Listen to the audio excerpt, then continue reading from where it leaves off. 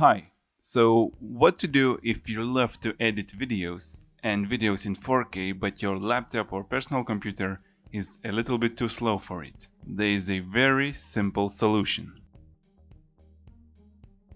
Select all your 4K footage, right click on it, go to Proxies and choose Create Proxies.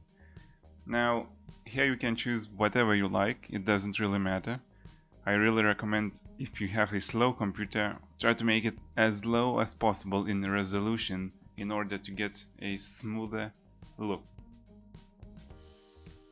And that's it. Click OK, then your Adobe Media Encoder will turn on. All the clips are gonna be imported into Media Encoder and it's gonna create proxies.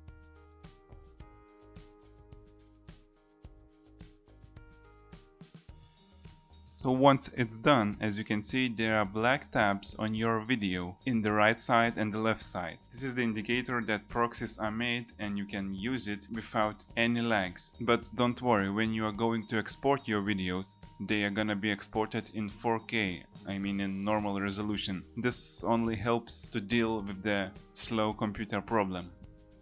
So thank you so much for watching, and as always, see you in the next video.